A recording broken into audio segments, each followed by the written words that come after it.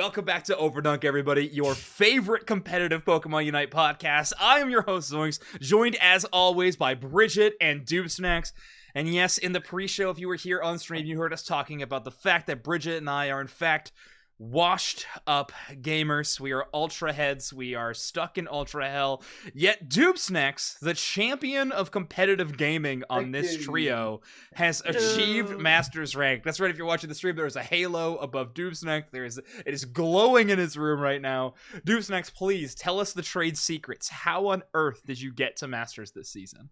Okay, this is what you do. You get to Ultra 1 3 diamonds. Okay. You have your little experience bar be at 390 out of 400. Then you pop that rank protection card. Okay. Now, you have a 10-minute game. If you win it, obviously you're in. But if you lose it, you're still in, baby. All you got to do is get MVP in that defeat. And then what happens is you get your experience points from the MVP. So your bar goes over 400, but you lost. But your rank protection card's there, so you don't lose a diamond. So you're still technically at Ultra 1 3 diamonds. You get over 400 experience points. Bang! Masters. I love it. I love the tech. The MVP on a loss, but still technically counts tech. And the guys in Masters. Bridjet, we got to try this. Yeah, if I ever get to Ultra 1 3 diamonds, I'll buy a rank protection card. Okay. Just for science. Distant future. It's a distant future. But Bridjet, obviously, I know you've been gaming. You were streaming last night. How have the games been this season? They've been struggling. You've been having some fun. What have you been playing these days? It's been pretty painful. Uh-huh. Okay. Yeah, not a lot of winning, you could say. I am solo queue support, so really whose fault is it, you know? Yeah. But I duoed a little after stream, and I think I'm still in Ultra 2. I don't know. Okay. Well, I was going to say I think I'm up, but am I? Maybe neutral. Maybe neutral. I mean, I'm on this podcast, and I think I made it to Ultra 4, but I might still be Ultra 5. I honestly don't remember. I actually had some great games today before the podcast in solo queue. I was doing quite well, but last night I was streaming a little bit. I was attempting more Ghost Ironmons. I am so sorry to whoever got to encounter my Sableye on the ladder. It is atrocious. Snax just started up the Metafy. I'm going to need to go for not the casting. I'm going to need to go for Sableye coaching because I literally looked like I was playing with 10 thumbs on my screen when I was trying to play that Pokemon. It was atrocious how bad I was. I need some work. For sure. But Snax, tell us about the greener pastures. What was your route to Masters like? What is the way? Print the self-help book, please. So I unironically got a good chunk of it through the score comp stream. Sick. Yeah. Because we went like 12-5 or something like that. Okay. And on like 10 of those 12 wins was not score comp. It was flipping Ray and winning it, right? Yeah. I secured one with Sableye Unite. We had a rollout Wiggly Tough where Bruv just yeeted in there and like the pop-up from rollout was the one that secured it. So like pure chaos. So just a lot of luck in that scenario. But once we hit Masters, I've been playing a lot of Sableye. Mm-hmm. I'm trying to get my Sableye win percentage to 50%, and it is a tough haul. I actually started playing with a bunch of different like duos and trios that I've picked up in the LG server. Yeah. And it's incredibly difficult, whether it's solo or even with other individuals you're communicating with, to switch how your play styles, because like Sableye plays different, but your teammates need to play different with you. Oh yeah. So like I'd hit like one trio where, you know, we went 5-1 or 6-1 when I was playing Sableye, and we were just kind of had like a pretty easy coalesced plan. And then other duo trios where we'd go like 1-3, 2-4, where it was just like they couldn't switch the script to play the way I was playing. Does that make sense? Because Sableye needs you to play with them. Sableye is kind of like a proactive support rather than a reactive support to the players that are carrying the team. Right. Because it forces players to like, okay, you don't actually want to go for the basement Reggie. You actually just want to sit on pad because the pads become your healing Pokemon for your team. So that's where you want to take as many fights as possible, because you're almost always fighting down. And even if the Sableye is there, they're not healing your team up. So like when you take fights, that's why you want to be on pad. That's why you want to insulate your pads early.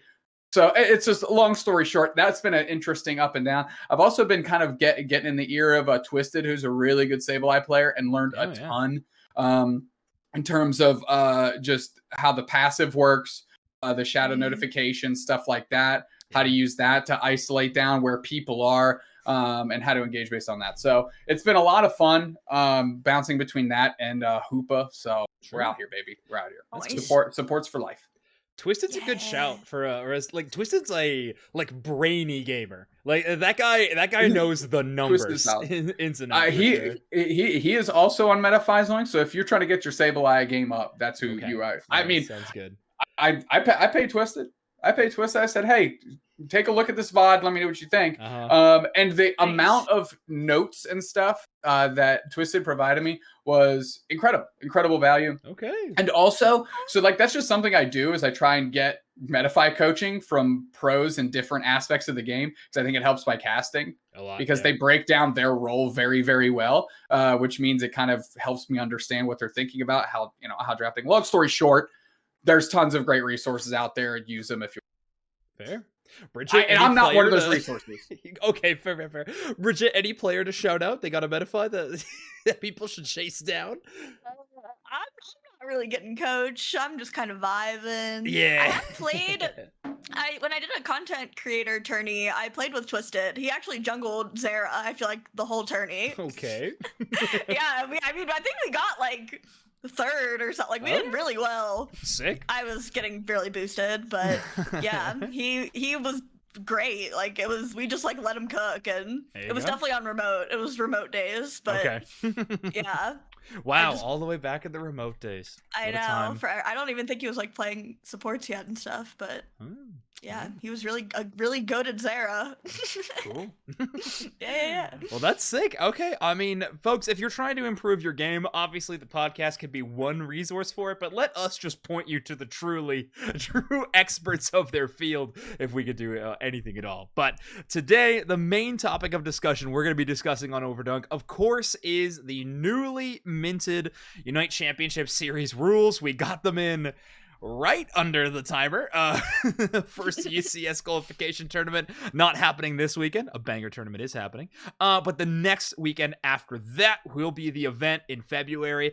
And yeah, the rulebook is out. There are a few pretty key changes. We've discussed some of them on the podcast already, because that first kind of announcement that the Unite Championship Series put out there did have some information of a few tournaments, like, of course, AO's Cup changing at EUIC, the introduction of a last chance qualifier event in North America, but there are a few other changes throughout the rules that I thought would be kind of interesting to go through. So let's just hit a few of them. One thing I know we talked a lot about leading up into the event, and yeah, chat, if you have if you have any like things that you want to talk about the rulebook, please let us know. But one of the things I thought was really interesting is that, of course, prize money has now been awarded to every single monthly cup. This is pretty fantastic. This is and in my theory, by the way, I think a lot of these changes are focused on bringing new players into the competitive field. There's a few changes like that, but I think this is one of the biggest ones. Let's increase the participation numbers for every single tournament if available. And so now every monthly cup, this will include the AOS Cup qualifiers, March and April cups, they will all have a prize pool of, I believe it's $3,500. So $1,500 to first place, and then going down from that point. So yeah, $3,500 for every single monthly. I think that's pretty fantastic. Any thoughts on that from the two of you? Money, good. Love it. That's it. That's the ticket. Yeah, I mean, people kind of felt lost. I feel like, especially season 1, when nobody understood how CP mattered, when it didn't actually. And then even in year 2, where you had to commit to it to just get CP, but that's a lot of time to commit. Like, now being able to kind of sustain yourself, or at least have a reason to compete, even if it's not for CP, right? There's teams that literally fell off once they weren't in the CP race because there was no path for them to get to Worlds, but now there's a reason for them to keep showing up on these Saturdays to try and compete for this money. So that's definitely a good thing. Absolutely. We already actually have a question in chat saying, is it more than last year? Well, obviously the monthlies are a greater prize pool. I was taking a look at this. I know that Worlds is the same. It is a $500,000 prize pool for the World Championship final.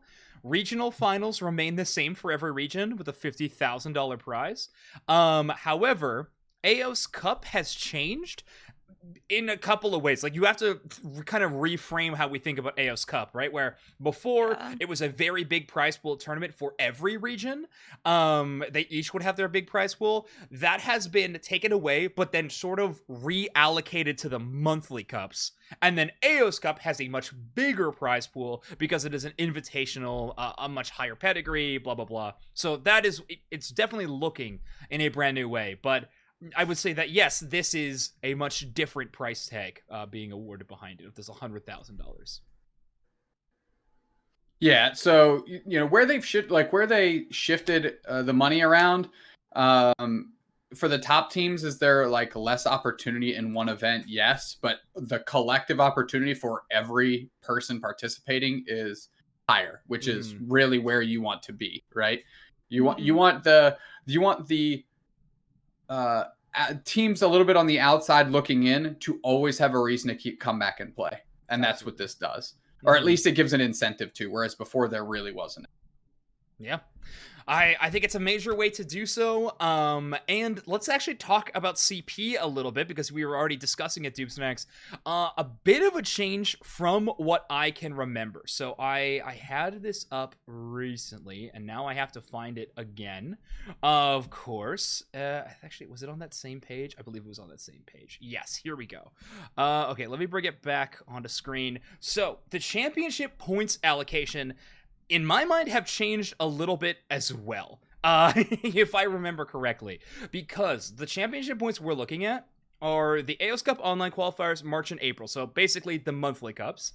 First place will now award 300 championship points, whereas AOS Cup will now award 500 for first place, 400 for second, third will be 320. Now, reminder, AOS Cup will also award a world slot.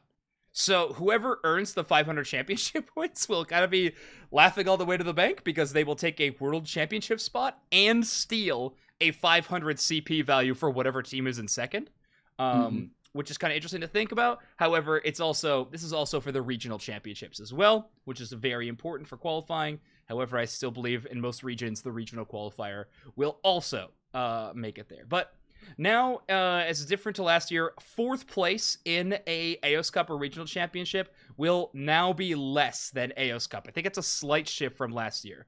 I believe top four in regionals was still higher than a monthly final. So it is slightly different. And it's a lot less, right? The sheer volume is less. Wasn't it like 1,500 or something for like a first place they've finish? like pared down the numbers in general. Okay. I think is another thing. But yes. I'm getting a question from chat. How many points to qualify for Worlds? So, Beamer, I'm assuming you come from another Play Pokemon title like Go or TCG or VGC. Unlike those titles where you just have to meet a certain championship point threshold to qualify for Worlds, only a few slots are awarded per region. So it is just however many points you get, you need to be in that top regional number. So that's the other big thing. Maybe we should talk about regional allocations for who makes it. So here we go. We're taking a look. Brazil will remain at 2. Europe will go down to 3 slots. Latin America North will stay at 3 slots. Latin America South will stay at 2 slots. North America will go down to 3 slots. Oceania will stay at 2. And then AOS Cup and Final Stretch will both be awarding 1. The AOS Cup winner, though, will, of course, get the travel award to Worlds. So quite a bit different. I have some opinions on this. I know a lot of people have opinions on this one. This might be our main talking point. But Bridjet, I want to start with you. How are you feeling about basically when it comes down to it, is Europe and North America losing a guaranteed world slot this year? Yeah, I definitely feel pretty conflicted. Mhm. Obviously, we're losing a guaranteed spot, NA Right. and Europe both. Mm-hmm. But they do have the advantage of the in-person events being in their region. I know it's kind of still dicey because it's weird that those kind of open bracket tournaments are happening at the same time as At least the final stretch will. Yeah, From sorry, what we've NAIC learned is so for far, sure, but it sounds AOS like looks... EUIC will be leading into it, but yeah. Oh, okay.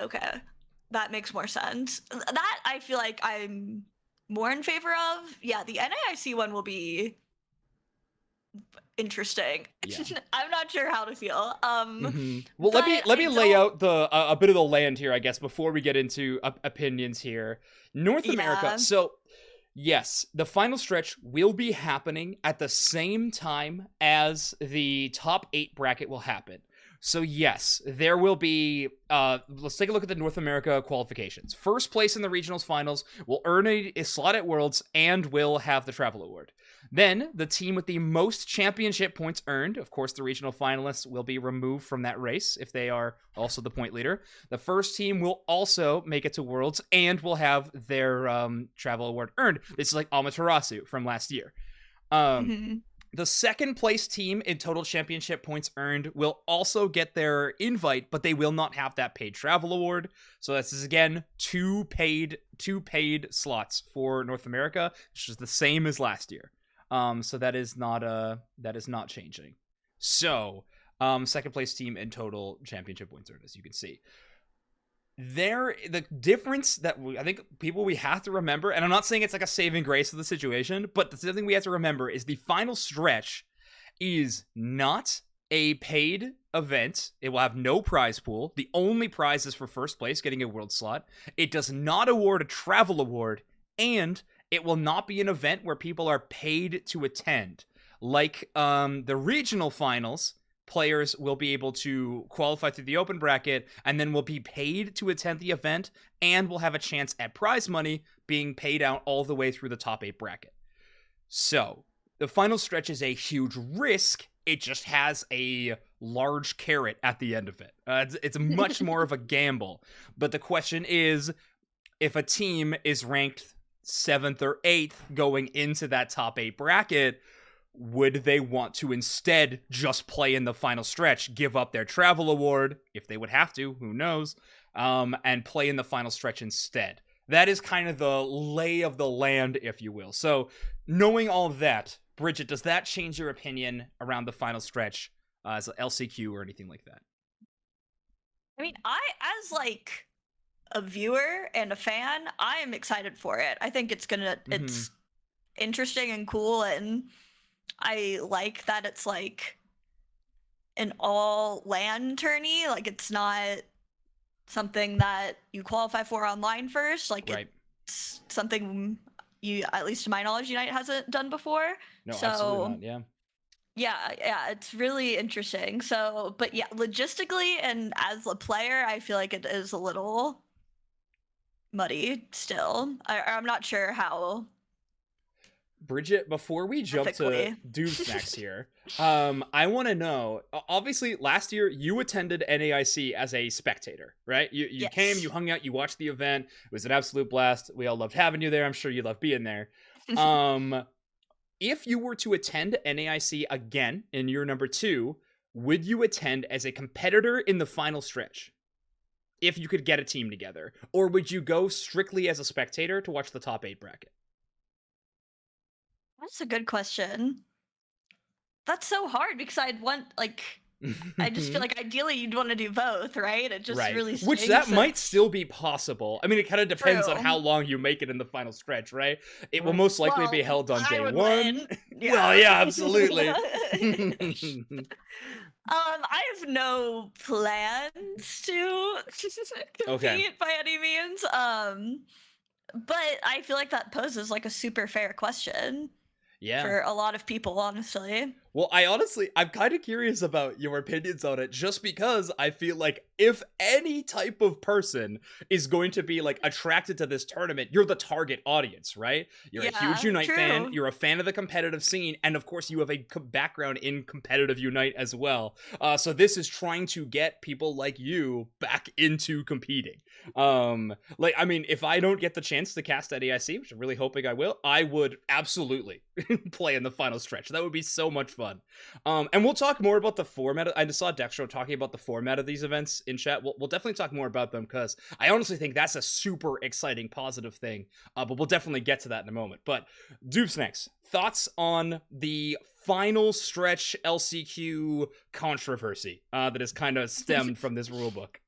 Yeah, I think it's like the air quotes controversy. Like, is it perfect? No. Is it really good as a whole? Like Bridjet said, I agree. It's super exciting. Kind of have this, and it's easy for me to say as somebody that, you know, wouldn't ever find myself in a situation to be a top 8 player in the top 8 teams. But like, it is such bad equity as the 7th or 8th team to drop into the final stretch or whatever it's called, because you give up championship points, guaranteed money, and the same single shot at going to Worlds anyways. Yeah. and if you ask any trading card game player, would you rather play a 3-round tournament with all of the best players in your area, or a 10-round tournament with the worst players across the United States? They would always choose the 3-round tournament because you minimize the variance that you have to overcome. Interesting. Okay. And that's just so. And, you know, on a competitive level, like, I'd like to think if you're truly competitive, you want to be playing against the best. And if you earned your spot to play against the best for that shot for Worlds anyways, we're going to have to play the best again, like, you wouldn't drop down. So I understand how it's frustrating, because those on the bubble would like, man, I'd really like 2 bites at the apple, right? Because that's really what they're upset about. They're not upset about how either of them are laid out. They're upset that they don't get to do both. They don't get the double dip. But I think the incentives were built in fairly well for the top 8 teams to kind of insulate ourselves from a team to say, no, I'd rather do this one, because it's a much bigger risk. Yes, the carrot is large, but it's the same size carrot that's at the end of the other one minus money. So it's like, what decision tree are you following to leave guaranteed money and the same opportunity for this open kerfuffle? So I understand where the drama is, but the drama is based around double dipping. It's not based around how either one of them is structured. And if that's the worst thing we got going on surrounding this thing, then that's a pretty big W. And I agree. I totally agree with your final point. I think it is a overall large W. I'm very excited about this concept, mostly because, again, I see the vision that Unite Esports is trying to do into getting more people involved. Because let's face it, year 2 participation numbers were nowhere close to year number 1 across the board, and we definitely want to keep those like a solid level across the entire year. But even just trying to raise the numbers year to year is so important for our game to thrive, to get new players involved, new talent, new ideas. That is so important. So, but that does come at the cost of basically North America losing a guaranteed slot technically, and the best way to probably read it is we will have 3 top level teams from North America and 1 outside team that played in the LCQ to qualify. I would say it is fair to say the 4th best team in North America will probably not be able to participate in the World Championships if we consider the like entire season and regional qualifiers kind of a perfect system in the vacuum, which I'm not saying that is either, but if we are to kind of accept that idea, then yes, most likely the top 4th place team will not be at Worlds representing North America. Am I super upset about that? I don't know. Can I chime in real quick? Sure, go ahead. There is a very real possibility, and that a lot of, I don't want to say a lot, I mean a non-zero number, EU players travel for that final stretch. Like the West can move to go to that, right? LATAM exactly are going to move up. It's New Orleans, like it's a southern state as well. It's not like trying to get to Columbus. It's a little bit more like Mexican teams could drive, like it's a lot more accessible for non-NA teams. So like that, it's NA skewed, but it's actually an at-large bid, right? So you might not even be missing out on the 4th best NA team. You might be missing out on whatever, the 2nd best Mexican team. I don't know. Sure. I had to look at the numbers. I'm just spitballing here, but you kind of get what I'm driving at. So that's also something that is pretty cool. Like, absolutely. Yes. Like, what a cruel story would be like, oh, this Mexican team that didn't get to participate in this due to personal reasons drive to New Orleans and spike this final stretch tournament, and all of a sudden they're like, that's a sick story too. And as a caster, like, that's the type of storyline I want to be able to talk about if I'm casting Worlds. Yeah. Is this Cinderella team that won this final stretch off this crazy whatever it is. Shout out to Spraggles for the big time raid. So again, I'm a big fan. I understand where the animus is coming from. I get it. I'm not dismissing that. It's from an outsider looking in. It's hard for me to even consider that side of the scale because the other one is so heavy with positive. Yeah, I was going to say, the way I look at it is a net positive for every group of people except the bottom of the top players in North America. Like, it is a overall positive for so many groups in so many ways. But yes, this specific group, and of course that is, I mean, top level players are my entire timeline. So that is mostly what I'm seeing in terms of discourse. But overall, I do think it is an incredibly positive change. Bridjet, do you have any more thoughts on this now that we've gone really deep on this North America losing a slot and the final stretch happening at the same time as the regional finals, which I think is the difference between EUIC and NAIC. Like, EUIC has a chance that crossover. Anyway, talk to me. Any more thoughts on the final stretch in NAIC? Yeah, I completely agree with everything you guys were saying. I think it is a net positive. I just didn't want to be like selfishly saying that you guys phrased it a lot better.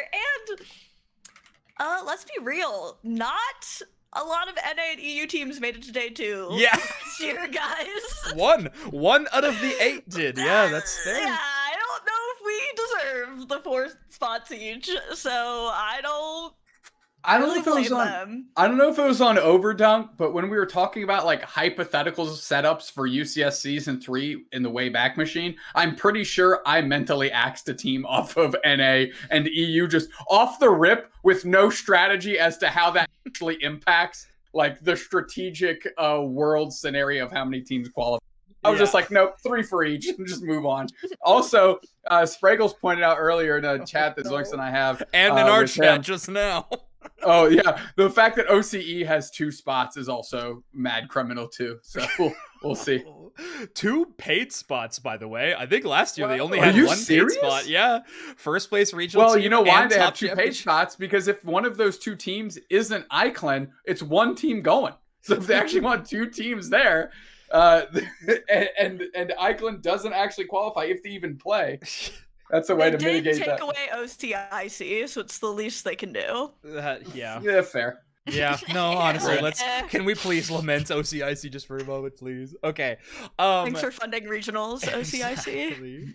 Exactly. Thank you. Yeah, actually, we'll talk about Travel Awards in just a second. I did want to clear up one thing.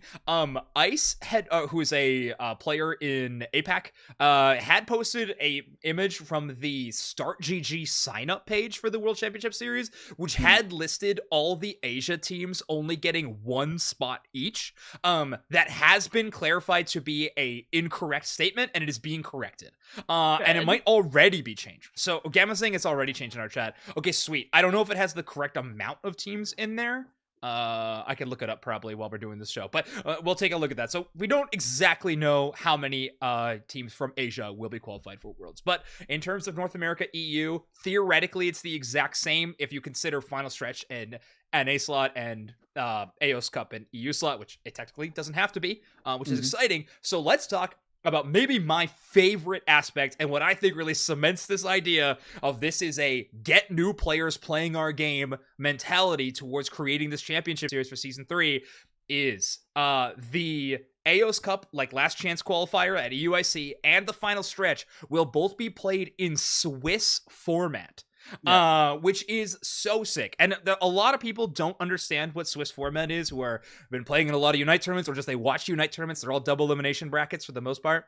Swiss format, basically, you get paired against a random opponent in round 1, you play your set, and then the next round, you play someone with the same record as you. So if you win, you play someone else who won, and so forth throughout the day to try to get the best teams at the top level. This is amazing for a lot of reasons. It works well for open brackets because there's no way to seed, especially if you just have 5 Joe Schmoes coming up off the street wanting to play in some Unite. Get them in there. Let's get them competing, but you don't want them to be thrown off. But the second thing is, if you're a team that it's your first time playing in a tournament and you're not very good, you can stay in it for as long as there are Swiss rounds. If you go 0-4, you could still go and have a great time playing Unite and enjoy yourself and get so much experience and like kind of learn the game and the scene and everything. I don't know. It's so fantastic and something I am very, very excited about when it comes to this event. I don't know if they are cutting to like a top 4 or something after Swiss to clarify the winner or how that will go, but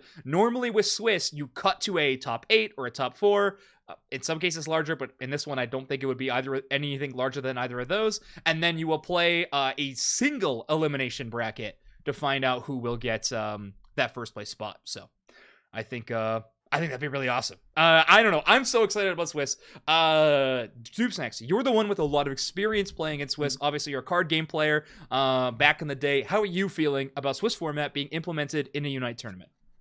It's amazing. I've actually floated that idea for other grassroots events when we've discussed like how to tackle structure. We actually discussed it for our big Unite Mics event as well. Yeah.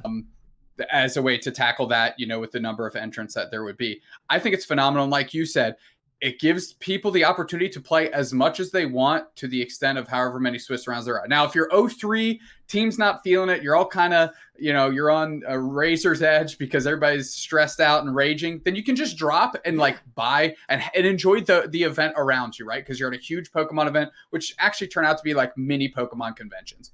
Which is great. Calling them mini feels like an undersell. Like they are fair. huge. Yeah, that's fair. A Pokemon convention flat out. So great switch up. They've got the best in the biz TOing that in RK9 with what they've got. They're the ones that do, I'm pretty sure, all the TCG, all the VGC stuff. I actually know the family that runs that reasonably well. They're just amazing people. So they're going to treat us right. They're going to hook Unite up. It's going to be an awesome experience. And I really hope, to your point, Zoinks, it gets a lot of people not only invigorated in competing, but hopefully we can see that flat line of numbers, high-level signups, and that continue all the way through the year. That's like the one metric that's dropped off in Unite, right? Player base as a collective that just log in is up. Viewership in our competitive events, way up. But the amount of people willing to compete is down. So you can see how they're trying to mitigate that and bolster that back up and right the ship by putting money at each cup, by doing Swiss in these, adding the open events, but making them Swiss rounds as well so people can compete as much as they'd like. So a lot of thumbs up changes. I'm right there with you, Zoinks. This is a big time W. So, for all the flack people want to throw at UCS, man, they have made improvements year over year so far, in my opinion. Yeah, this seems so exciting to me. But Bridjet, how about you? Are you a Swiss hater? How could you hate it? How could you hate it? It makes so much sense. There's a lot of pros. So the final stretch will be on like the Saturday of NAIC, we think. I think like Friday and Saturday. Friday and Saturday, yeah. Okay. Because I was like, it would be cool if, because obviously VGC and TCG have a bazillion people sign up. It would be cool if people who were maybe dropped day one of those could have an opportunity to do final stretch stuff too. I don't know if I'm making this up, and I'm sure I am. This feels like a pipe dream rather than based in fact, but there's a great opportunity here, which I hope they do, to add the final stretch finals to kick off the event on Saturday. The day two, to kick off the regional day two or whatever, that would be so nasty. And then you have two teams hooked immediately after that. Right. Like we guarantee ourselves from each one of those events to have two more hyper competitive teams going. Like there's just no chance that you get put on stage out of an event you just showed up to game with your buddies, and now you're like, oh, I'm playing for a world spot. I'm on stage. This is like the real esports vibe. Like they're like, you have hooked 2 teams, and then by proxy you hook all of the tangential people that were like, oh man, we just made top 4. We are 1 game away from being, So like, I hope they do that, because I think that just has a positive ripple effect all the way through the whole thing they're trying to build up to. If we don't get a final stretch team on stage, I will be devastated. Like Yeah, that needs to happen. That needs to happen. That'd be tough. But yeah. Yeah, because I assume it won't be like broadcasted. Like, if it interferes with the regional broadcast, I don't think it will. However, I think there's a chance that, like, if we finish something for regionals, there's a time to fit it in. I think on the final day of regionals, there's definitely time to play with. Those days have ended very timely in the past in terms of, like, the final day. So I think, Snax, your idea of opening the broadcast with that is awesome. Also, the top 8 teams will get to sleep in a little bit more, something that they're always whining about not being able to do. So maybe they'll be happy about that and kind of get their nerves out by watching some teams who just showed up to that event. And also, if the final stretch kind of works as we all hope it will, and we get like a top EU team who just missed qualification and like a top LATAM team who just missed qualification, it's like a Worlds preview at the same time. Like, it'd be so sick. So I am personally very, very excited about it. Sorry, my dog absolutely losing her mind. But we will, yeah, I'm pretty pumped. So, Bridjet, after all of that, are you convinced to play in the final stretch at NAIC if you attend? I really wasn't considering it even a little bit until you opened your mouth, which seems to be a theme. I never want to compete unless Zoinks is like, hey, but what if you did? What if you did compete? What if you did? What if we made a team and we lost? Huh? What if... You guys just don't cast. Yeah, exactly. It's the way. It's just the way. Yeah. It'll be perfect. Awesome. Okay, I think Swiss being there, and we mostly just talked about it in the final stretch. It will also be happening in the open qualifier for AOS Cup, which is like the in-person event too, which I mean is exciting in its own right. I feel like the final stretch will just have more participants just on the fact that it offers a Worlds invite at the end of it. That makes a lot of sense. I also had somebody in chat mentioning, and it was Dextro, and I trust most things that Dexter says. They're pretty smart cookie. They know their stuff. Saying that these events are capped at 32 teams. Yes. I think that's fine. Like, yeah, that's a logistical thing. That's like what they know they can get away with safely, and that's right. Like that. I mean, there's 5 players on each team. Like, that is a lot of people still. Like, we're not going to hit that number. Yeah. We are not going to be hitting 32 for either of these events. So that is pretty cool. But yeah, the last thing that we didn't really talk about, any team is eligible to qualify. Any TPCI playing region. So any Western team, Oceania, LATAM, Brazil, North America, or EU, are allowed to participate in that event. So if you want to make the trip, you absolutely can. We don't have Worlds dates yet, but I assume they're usually within around a month after NAIC, somewhere in there. So I mean, team could make a really long extended trip to North America, come through, get qualified, go to Honolulu. It'd be pretty sick. So the potential is there, certainly. Which, yeah, okay, I think we talked the in-person events kind of to death, or to knockout, sorry. I think we've gone through them as much as we can. Other things that we wanted to discuss. I personally wanted to bring up the fact, and I had a little TO in my ear, mentioning a bunch of the cool new things that are coming to the game. And one of those changes is something that ACL has been doing for quite some time, and quite a few grassroots tournaments has done it. But now, the team that loses in the first game of a best-of-3 set will now get to choose drafting side. So no longer will the second place team just be beholden to second draft side 2 games in a best-of-3. Now it will be higher seeded team gets first, I believe, just immediate in the first pick position, and then after that, loser gets to choose. So yeah, I think that's kind of a cool idea. Bridjet, you've obviously played in way more tournaments than Snax and I have. Is that a change that you think like you would be excited to see as a player, or is that just kind of it's fine? Yeah, I feel like especially if I was like smart at drafting, sure, yeah, it would be very clear, like, oh, because the draft order matters a lot more depending on how many like broken quote unquote Pokemon you feel are in the meta. So if there's only one broken guy, obviously you want the first pick, but if there's a lot of broken guys, whatever. Okay. So yeah, I think it makes way more sense than just like switching sides or whatever. I don't know. I mean, it wasn't horrible before, but it does, I think, give them much more of a chance. Okay, cool. Snax, how about you? What are you thinking about that? I echo everything Bridget just said. Okay, great. Yeah, I guess there's not too much to say. It just feels like an overall positive change. More player agency is always going to give more interesting choices competitively. It's a very small way, but it does help showcase team kind of personality and team strategy, which is something selfishly for broadcast is very exciting. So a big fan of that aspect of it for sure. Is there any more rulebook things that the two of you wanted to discuss now that we have them in front of us? Any crazy new stuff that we have? I don't know. I feel like we hit most of the major ones. Any real nerdy ones that anyone's got of they can think of?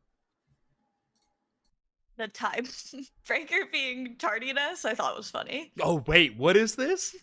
I think the first tiebreaker is tardiness. Oh, okay, yeah.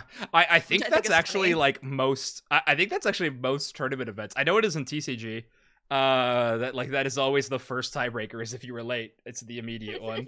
I know this, and I unfortunately know this from literally playing in trading card game event.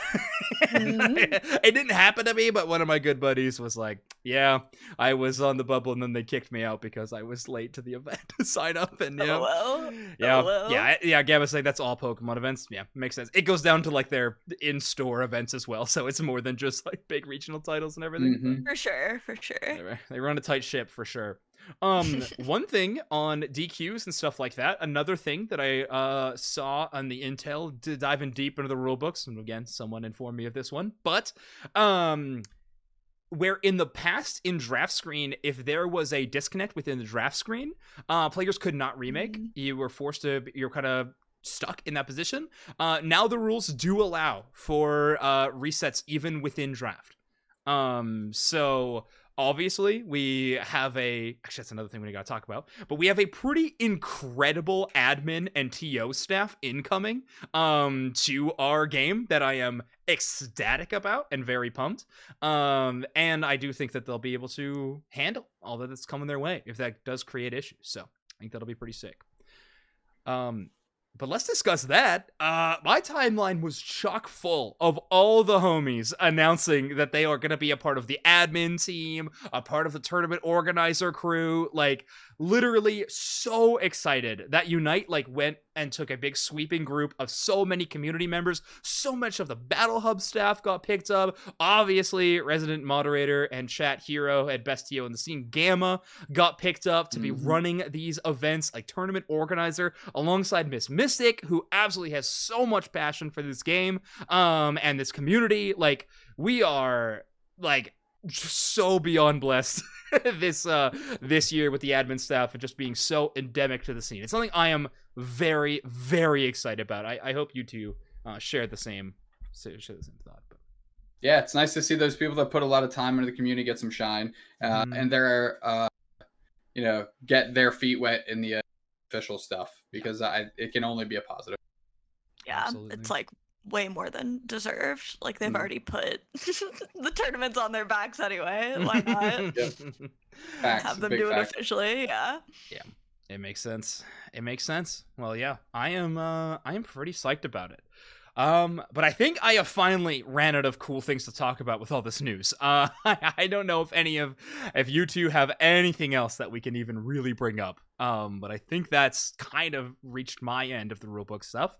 How about you two? No, that's the end of the rulebook stuff for me. Cool. Yeah. Okay. Yeah, I mean, closing the door on that, in general, so excited for the season. Genuinely, a ton of great changes. Honestly, the admin grouping from the community might be right at the top of the list for me for things that I'm very excited about. But I'm not going to lie, the in-person open events are something that I am so psyched about, though I am pretty pumped about that specific aspect of Season 3. I can't wait. The only other topic I wanted to talk about on today's podcast was a little bit of in-game stuff. We talked a lot about the competitive scene, so we might as well talk about the actual game that we cover, which we never really do. Listen, people have said it before. This season, they did something whack to matchmaking. I don't know what it is, but they are way more folks like Bridjet and I stuck in matchmaking hell. I think people would agree. It's nuts out there. Have you two experienced this at all? For me, it was last season. I don't know if, it was like, hey, let's start with Group A, test Group A, and then test Group B or something. And I was just in test Group A. But like last season, I think I ended with like a 43% win rate. It was my worst season by far, even through like Mewtwo Winter and stuff. This season is not great, but it's not that. So for me, it's like, I can't complain too much because it's better for me. But some of the stuff I'm seeing out there is banana lands. Yeah. Also, I gotta mention, Tiff's in our chat saying they're stuck in Ultra Hell, but self-imposed solo queue and Clefable. Tiff, you have a 100% win rate against me in solo queue on Clefable, okay? You have no right to complain in this chat, because you are standing upon my grave right now and moonlighting over top of me, okay? Anyway, sorry, just had to just the gravity stomps on your body. Eternal hell. Yeah. Oh, the worst way to die. Okay, Bridjet, how about you? Has the season felt a little weird matchmaking wise for you? Yeah, I maybe stated slightly at the beginning of the podcast I'm not having a great time. Okay. So I do feel Tiff on the solo queue support grind. It's hard to find a good carry, and even if you do, I keep having the thing where we are literally winning the team fights, like 3 are dead at Ray, and then everyone just like disperses, and then we get wiped on the refight and we lose, and I'm like, I don't understand. I don't understand the scatter calls either. I feel like sometimes I have it on my ping wheel or something. Like I'm throwing a smoke bomb and we all just like to every corner of the map. It's just like crazy. We're literally winning. We just have to rip it. I don't understand, but also Meowscarada players. Okay. What I don't know what's going on with them, but wow. Okay. I'm getting like under 20k guys. Put the cat away. No cat. No more cat. No more. I promise. I don't like the cat. I don't like the cat when it's on my team. Fair enough. So yeah, I don't know. I do think it's like mostly my own fault for running supports and being the highest MMR in my lobbies and still choosing to run the support. So yeah, maybe that's me. Okay, cool. Ooh, that guy in our chat saying that Hitman moved to Cali to play with an NA. Which one? Which Hitman? GM or the other one? Is that what you're mentioning? Yeah. I think it's the Hitman that qualified for Worlds would be the one they're talking about. GM did. Hitman, okay. GM. All right, cool. I think it's the top path player. Or no, Mage? I forget. I wonder who they're going to end up with. Yeah. So that's actually something we should talk about. Next week's episode is going to be a really fun one because it is going to be the week before the first UCS qualifier. So I definitely have a bunch of ideas I want to run by these two. They're with TTV. They're with TTV? Okay, hold on. We'll talk about Yeah, this later. Questions. Yeah, we'll interview later that guy. Okay, well, that means we'll see him in the run up. Absolutely. Yeah. Okay, yeah, we'll plug that right now, actually. We'll plug the podcast later. Plug the run-up right now. So, everybody in chat right now, if you're watching this live, sorry, podcast listeners, make sure to hit !shirt because that also will give you the tournament information. But we, of course, Unite Mics are running a tournament this coming Saturday called the Run-Up, and we will be using all of the UCS rules. Oh my gosh, that's another one we didn't talk about. EX Pokemon have been confirmed to be banned from the tournament in the February Open qualifiers. So just as a heads up. But anyway, if you follow that link or if you are listening into this podcast world a little bit later, you can buy the shirt up until the end of the tournament on the 27th. So you can go to the Unite Mike's Twitter or X, whichever website you would prefer, and you go and you find that link. You go, you click that one, and you pre-purchase the shirt, $30, but of course we're covering shipping, and all the proceeds go towards increasing the prize pool for the tournament. But not only that, everybody, of course, the biggest reason is that the shirt is just dope as hell. Like, I have no other way to describe it. It is so good. It is a Hundo Burger t-shirt. We went for the nostalgia feel of the old drive-in, like, vintage tees. And of course, Cloudbuster, an incredible artist of the community, literally worked on my favorite franchise of all time, it did the art for us. It's the coolest stuff in the world. I love it. So make sure to go get a shirt, help support the event. And of course, at this point in time, tune in on Saturday to Unite Mics and watch a really sick event utilizing UCS rules. I'm so excited for it. Yeah, that's type. That's it. That's the sell. We did it. Beautiful. Yeah, it's a way too long to be an elevator pitch, but I would do it if we got stuck in an elevator together. So just know, chat, that is what we're be doing. But I wanted to say, next episode, we'll probably be doing a little bit of team power rankings headed into some of these events. We got a lot of tournaments in January to rank these teams on. That's going to be really exciting. Heading into the first open qualifiers, we'll try to hit multiple regions if we can, because LATAM's been showing up in droves to these events. So power rankings next episode, bold predictions, bets, maybe I'll shave my head. We'll have to see. There's a lot of I'm threatening it. No, I won't. Maybe we'll see. I don't know. Depends how good the bet is. Anyway, we are gonna have a lot of really sick stuff to talk about next week. And I hope you're all there. But more so, I hope you're all there on Saturday, because it is going to be an absolutely fantastic event. And I can't wait. But that's kind of my plugs for the day. Bridget, any plugs that you would like to do before we close up shop? No, same old, same old. I'm streaming, I'm tweeting. I'll definitely be hanging out in chat on Saturday. I'm excited to watch. Cool. And of course, at 1 p.m. Eastern, since chat was asking. So 1 p.m. Eastern is start. If you're looking to play, registration will close an hour beforehand. So it'll be at noon. But Eastern. But okay. Do Snax. Any plugs or anything like that? At Unite Mics on Twitter. Cool. That's it. That's the plug. And exclamation point shirt. Buy a shirt. Buy a shirt, please. Buy a shirt. If you are watching this one on YouTube, please, of course, like the video. And if you want to comment down below what region you think is going to do the best in the Season 3 World Championships. I'm keen to say NA, but I'm excited to see what all the regions will bring. I think that'll close us out for this episode. But thank you, everyone, for listening to Overdunk. I can't wait to see you on Saturday, where, of course, you can buy a shirt. We'll see you all then. Bye-bye.